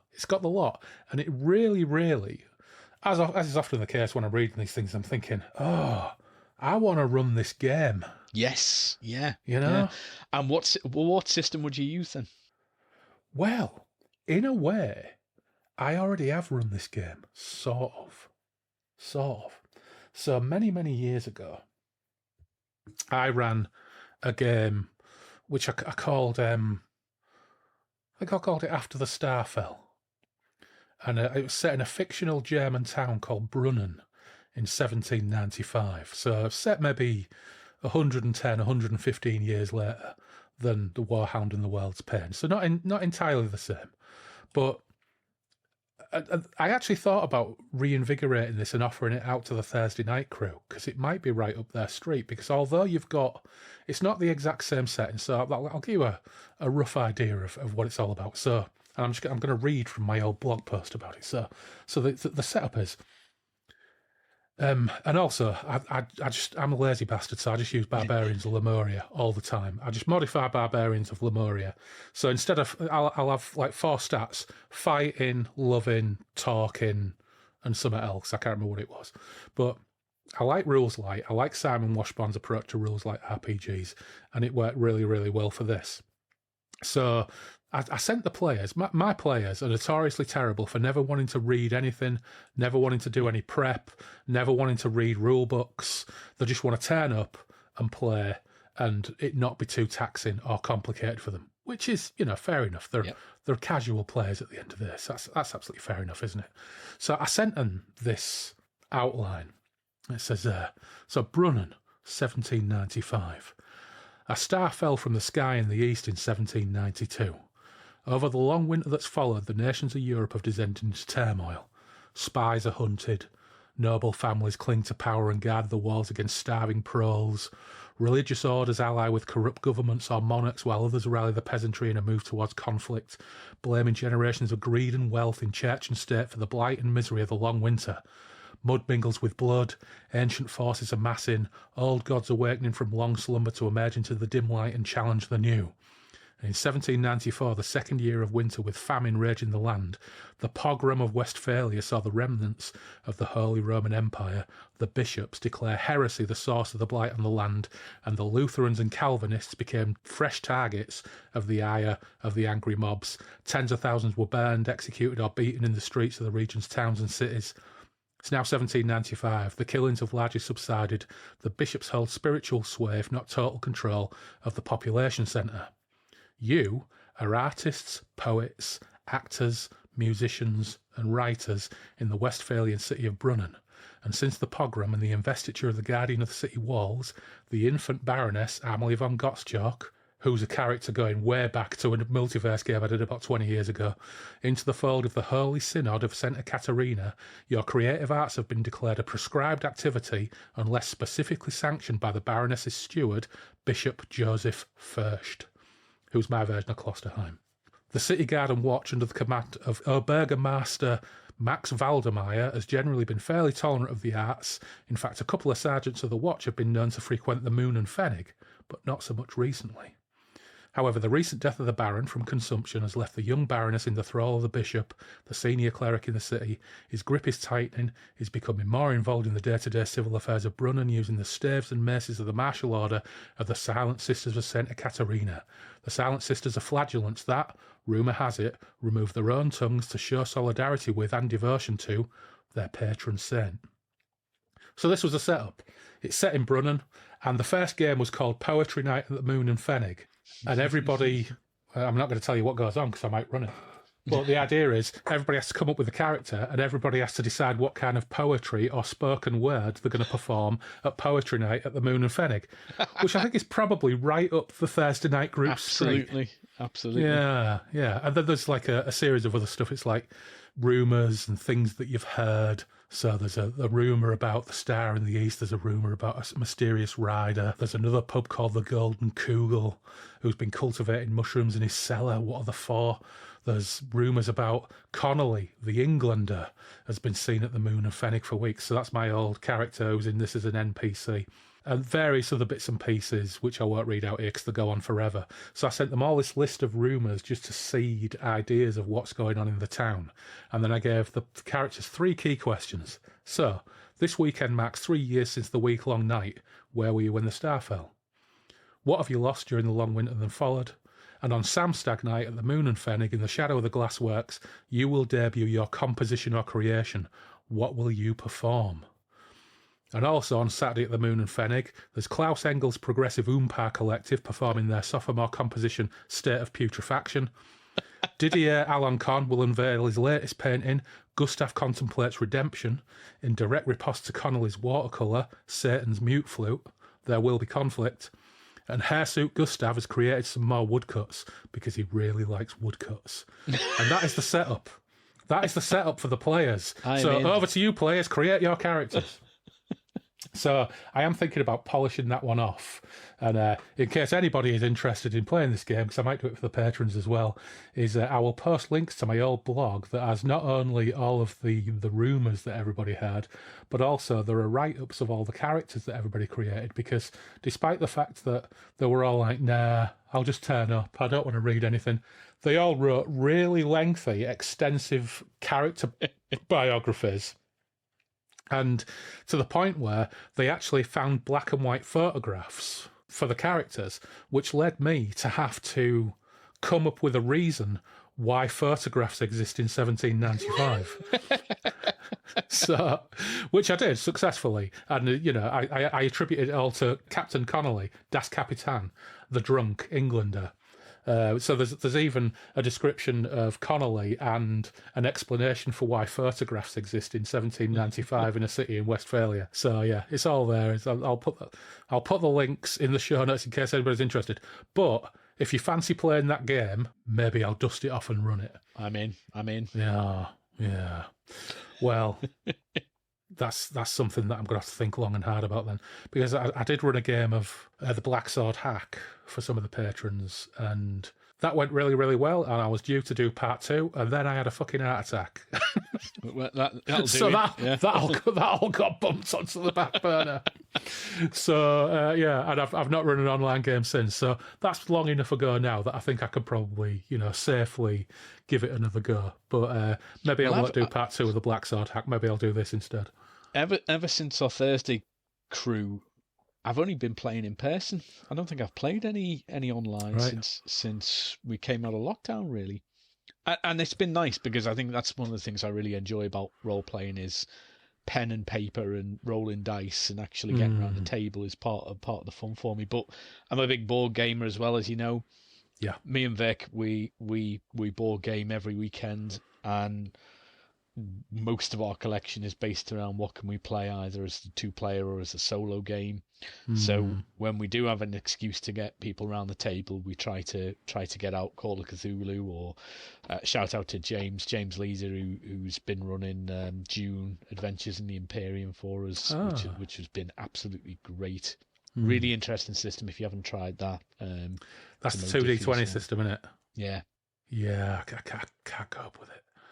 Well, it's very different from the Conan and the John Carter and the Star Trek versions of it, and it's very much, a lot of the conflict is, political intrigue and stuff. They've rethemed it really well, but I think you got to have the right GM for it. James is very much in that mindset where we're having to kind of try and outsmart and outthink the GM, which is fun when you're playing a game of politics. Yeah. It's one of the few games where we've actually played it straight, because we were so engrossed in what we were doing that we've just gone with it. Although Vic, my wife, was the ultimate act of betrayal. It'll go down in history in our group as the ultimate act of betrayal. There was a point where we were trying not to reveal what our intentions were, and she bumbled into a room, told everybody what we were doing. I lost my absolute shit that she'd not stuck to the plan that had taken us like 2 sessions to come up with, and how stupid that why would you do this when this was the plan? And it turned out the reason she'd done that is she'd been replaced by a face dancer. She didn't let on any of this. She just played like she was like she just fucked it up and gone, well, I fucked it up now, so I'm just going to go along with it. And Brilliant. She was actually playing against the players, and my jaw dropped, and I legitimately couldn't speak for about half an hour from just the complete betrayal. It was fantastic. Wonderful. The first time I played face-to-face for almost a year was Clarky's 50th. Yeah. And we went and played in a pub in Wallasey. And it was great. And Phil, who has only ever played in our kitchen with people she knows, and even then, Phil used to go and sit in the front room and watch movies or read while we all gamed in the kitchen, and she would just listen to us all either howling with laughter or arguing and getting drunker and drunker and playing games until we finally convinced her that she should play, and since then she's always played. But when we went over for Clarky's 50th, obviously she was game for the do in the evening, but it took some convincing to give her the confidence to come and game in the afternoon. But Kath was there. She was part of our table. It was lovely, isn't she? Kath's great, yeah. And so there was me, there was Kath, there was Neil, who was a lovely fella. Yeah. Half the table were women. So, and when we game at home, half the table is women. And so that made her feel a little bit more at home. But I think it was Glenn Sawyer, who said you wouldn't have known that you had never ever played with strangers before, because she was just relaxed. She knows how to game, and she relaxed straight into it, and she had a really, really good time. So Funny, yeah, I really enjoyed it. I remember, because we hadn't played. I mean, we played a bit, but we played in very familiar company before our first trip to UK Games Expo, and we booked onto a game of probably the worst thing we could have booked onto. We booked onto a 5th edition game of D&D, and it especially bad because, you know, everybody's so super into it, and everybody turned up with their adventurer's fucking journal or whatever and wanted it all recording. And we'd never played with strangers before. We kind of threw ourselves in the deep end. We had an absolute ball, and I the amount of people that I game with who've never really gone outside of that comfort zone of going and playing at a convention game or something like that, where you're just with a bunch of strangers figuring out, and it can go catastrophically wrong. I've had some absolutely turgid, awful experiences at conventions, but when it clicks and everybody's having fun, and the thing with my wife Vic, she always plays with us, and she always comes to the convention games with us, and I think she's often if you've got other women around the table, there's a comradeship that it's not just going to be a load of, you know, middle-aged fellas who are gonna shut you out of the game. You know, if there's more women around the table, which you don't always get at these cons, so it's always good to help bring people out of their shell a little bit that maybe are turning up on their own. Because again, we turn up mob-handed, especially at Games Expert will be me and Vic, and sometimes Kath will be there and she'll jump on a game with us as well. So 3 of us on a table of 6, you try and draw people out as you're playing with them to try and include them and stuff. That's one of the fun parts of it. But yeah, it's very daunting at first to get out there and just play with people, and but it goes back to what I was saying earlier. It's a very social game for people who, you know, are not known for their social traits a lot of the time. Yeah, that's the funny thing about Phil. She's very gregarious, she's very sociable, but I think some people like that, they find the idea of a game that it makes them feel self-conscious and a little bit weird. And that's something that I think you overcome very quickly. But when I ran this Brunnen game and we did poetry night at the Moon and Fennig, and there's 5 players, the only one who didn't actually perform a poem was Loz, the seasoned gamer, who came up with a crap excuse for why he wasn't going to do something. Whereas Phil, who was one of the greenest gamers, so there was Phil and my cousin Emily, they were the greenest gamers at the table. Phil, she's playing like an old infirm soldier, basically writes a poem, a trauma-informed poem about her dead comrades, and performs it at the table in character. Excellent. As this old soldier, and it was fucking mind-blowing, and everybody was like, it was fantastic. So moving, you know. And then the game just turned to stupid shit, as it always does. But for that moment, it was like, holy crap, that was incredibly moving, you know. Yeah, it's funny because I guess one of the things that I really like about gaming, especially in person, is as a writer, occasional actor, and as a director, it's an improv session. And I hate improv sessions. I hate workshops. I hate icebreakers and all that kind of shit. I'm just not up for them. But there's something about getting everybody, especially as a GM, when I'm thinking about directing stuff, getting everybody into a room and kind of pulling on a few of those strings to get people collectively telling a story that really speaks to, the arts. And I'm surprised so many of the actors and fellow writers and directors I'm involved in who aren't involved in role play, because I think if they actually played it, you'd never get them to bloody stop. And it's only recently in the last year or so that I've discovered, and I don't know whether you've actually covered them, solo role-play and the journaling role-play games, which are fantastic. I'm surprised how many there are out there. But as a writer, they're a great writing exercise because they prompt, it's all about prompts and trying to, come up with a story. Great things like A Thousand Year Vampire or even the Star Trek one, Star Trek Captain's Log is a really great tool for just getting some ideas down when you've maybe got a bit of writer's block. Roll some dice, look at some tables, and just come up with some mad story that you're going to scroll down on a page. It's good fun. But it's wonderful. To all the people listening who aren't gamers, because of course lots and lots of our listeners aren't gamers, and they have to suffer through us talking about role-playing games from time to time.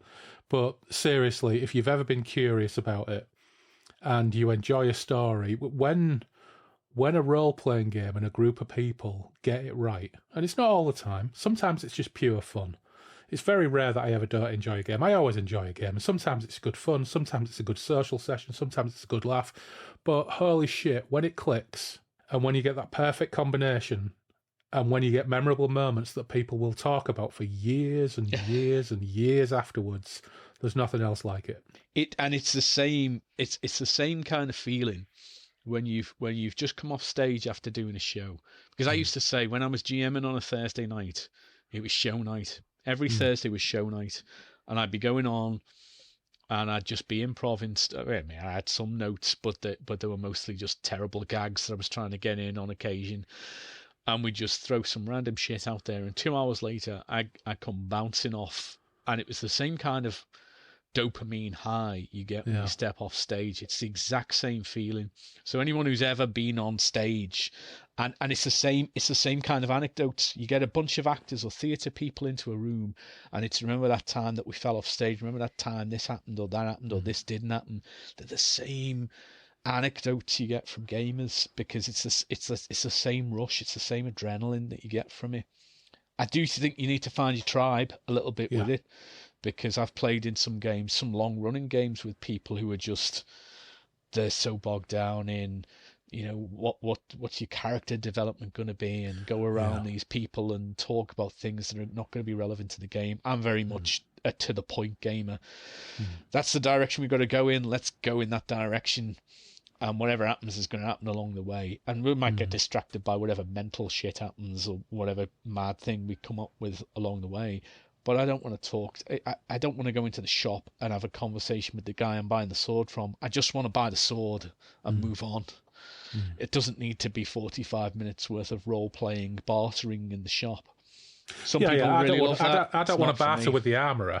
Maybe I do want to talk to the armourer about his taste in cheesecloth. Yes. Or, I'll go to a haberdasher and have 10 minutes conversation about sartorial elegance or something. I'm all for that. Yeah, but I get the point. I get your point. Well, you know what? On that, I think I am going to give some serious thought to rubbing the dust off that game and maybe running it on the Thursday night, because Kath said she was up for a Thursday night game as well. So yeah, I'll give that some serious thought. But for now, I wish you all the best with the Hammer and Helena. Thank you. And of course the Signalman, and I hope that it does get reinvigorated next year, because I very much want to come along and see it. And of course we will reconvene at some point and actually talk about the War Under the World's Pain in a little bit more depth, I think. Excellent. Yep, sounds like a plan. All right, cheers Dave, lovely to have you along. Thank you very much.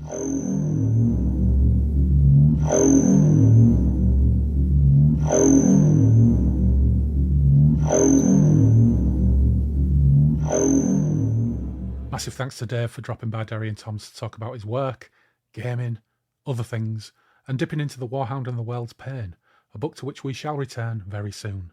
And don't forget that the all-new Saga Press Von Beck collection hits bookshelves in early December. You can find Dave's novels online too, including The B-Movie Madness of Bearquake and the seasonally suitable Scrooge/Miskatonic University mashup, A Christmas Cthulhu. And the details on the Hammer and Helena and the Signalman and all the other great upcoming performances and Arts Groupie workshops go to artsgroupie.org. Groupie spelled IE at the end. And thanks as always to our patrons for keeping this show on the road. First, those without tier, Anthony Piconti, Tim Cardos, Dave Dempster and Sebastian Weetabix. and our Chaos Engineers, Aid von Stout, Andrew Cicluna, Andrew Spong, Andrew Van Ness, Anthony Porter, Benjamin Fletcher, Ben Hagar, Brandon Mays, Dan Charnley, Dave Griffiths, of course, Dave Voxman, Gabriel Laycock, Harvey Faulkner-Aston, Jim Kirkland, Jim Jupp, John W. Lays, Jules Lawrence, Mal Pertwee, Matt Saltz, Michael Hopwood, Nick Hopkinson, Ofer Ziv, Paul McRandall, PJ Cooper, Scott Butler, and Simon Perrins. And thanks to our crafty Jugaderos, Christian Hundal, Graham Holden, Liam Turner, Loz, Mark Taylor, Matthew Broom, Sean Twist, Toby White, Taylor Lavery, and, new to the Don Blas, Murray Palmer. And, of course, as is always the case, I dropped Murray a line to check out the cut of his jib, and he said, "Born, raised and still living in the city of dreaming spires. Like you, a lifelong gamer from early teens into the late 70s and early 80s. And I was first introduced to Moorcock through Elric and rapidly devoured the rest of Moorcock's work. Through the Call of Cthulhu RPG, I read the Lovecraft books and various tangential authors. Also a fan of David Gemmell, Philip Jose Farmer, Mick Herron, Bernard Cornwall, Lee Child, George R.R. Martin, but more for his Wild Cards edited series, and anything steampunk, so I loved the Before Armageddon episode. The recent foray into Conan dredged up memories of the Kane series by Carl Edward Wagner. I remember really liking these, and somewhere in the back of my mind, I think there was a crossover story where he meets Elric. I don't remember how I came across the podcast, possibly via the Grognard files, but from your pod, I've also been enjoying Miles's Casual Trek. Fave Moorcock story, The Warhound, and The World's Pain. Well, thanks, Murray, and welcome aboard. So, just so happens, we're just kicking off on The Warhound and The World's Pain. And also, as you mentioned steampunk, our next episode may well be of interest too. But there was indeed a Kane crossover story. It's in the Tales of the White Wolf, an original anthology volume by White Wolf Press, and it's by Carl Edward Wagner and called The Gothic Touch. I haven't read it since that volume came out, and I remember being a little bit underwhelmed by it. But if we ever get round to covering Kane stories on the show, we will definitely revisit it. And we have talked about that with Dave Voxman, so watch this space. And following Murray up the gangplank, Kevin Wilson, and I'll give you some thoughts from Kevin coming up next time. An eternal thanks to our patron demons, and it is my great pleasure to introduce two new arrivals from the Mittelmarch. First, Joachim Sund, and, as before, same process, he said, "Hello Andy, big thanks for the podcast. I listen to it and enjoy a lot of podcasts, but I can't think of anything that so perfectly encapsulates my interests, apart from just being a treat to listen to. I'm based in Uppsala, Sweden, where I work at the university, although I've also spent a couple of years as a postdoc at the University of Warwick in the UK. I've always been a big fan of fantasy literature, but growing up in Sweden in the 90s, the selection at the City Library was rather slim, particularly since I didn't read English at the time and had to make do with whatever was translated. This pretty much left me with the interminable Wheel of Time series and the occasional Dragonlance book. Unfortunately, this gave me the entirely misguided impression that this was essentially all that fantasy literature had to offer, and for the better part of my 20s I put the genre entirely aside. Then I stumbled upon a used copy of the 3rd edition Stormbringer RPG at a gaming convention in Gothenburg, and yes, the bindings were already falling apart. And although I bought it mostly as a curiosity, it did eventually bring me to the Gollancz edition of Elric of Melniboné, which was honestly a bit of a revelation. Not only did it remind me just how much I enjoy stories about dragons, magic swords, and great golden battle barges, but it also opened my eyes to the wider world of Moorcock-influenced and Moorcock-adjacent media. I've been slowly working my way through his bibliography since, but so far, Elric of Melniboné probably still ranks as my favourite. By the way, are you at all familiar with the Thorgal comics? I've been considering recommending them as something you might want to cover on the podcast. Well, thank you, Joachim. I'm continually delighted to find how our reach crosses borders, and we can now add Sweden to the good ship Don Bless's list of ports of call. And as it happens, I was entirely unaware of Thorgal, but now my interest is piqued, I'll be looking out for a couple of issues to dive into. And hot on Joachim's heels comes the powerfully named Action Edmonds, who will remain mysterious and inscrutable for now, but Brute of Lashmar is prepping him and Kevin some steaming bowls of Hazenpfeffer, so perhaps we'll learn more with time. Maybe not though, Brute is a shit cook and they might not survive it. But, seriously, more from Sir Action of Edmonds on the next show. And of course, thanks to Alistair Davison, Andrew Clark, Andy Darby, David Lee, Fred Quiche, Gareth Wilson, Glenn Sawyer, Greg Faulkner, Gwen Barlow, Ian Stead, Derek Clunan, who I've always referred to as Maria, but Derek, I am now using your chosen name, and Janie Stim, Jason Vogel, Joe Monti, Jonathan Sharp, Lee Gary, Mark Hebden, Marius Latauskas, Miles Reed-Labato, Neil Burton, Paul Hillary, Randall Gatlin, Steve Round, Tom Murphy, Tony Malazzo, the OG patron Norman Beresford, and last but of course, never least, Robert McMillan. Right, enough of my blather. Don't forget you can follow us on Twitter and Instagram with the handle @BreakfastRuins, and you can find me on Mastodon and Blue Sky, where I'm Stimbot5000. You can email us at breakfastruins@outlook.com. The web page is breakfastintheruins.com. BITR Breakfast in the Ruins Radio is live on Radio Garden or via the web player at breakfastintheruinsradio.blogspot.com. We have our Patreon page too, and there are a few extra odds and sods on there. But for now, take care, stay safe, and we will meet again soon on the Moonbeam Roads.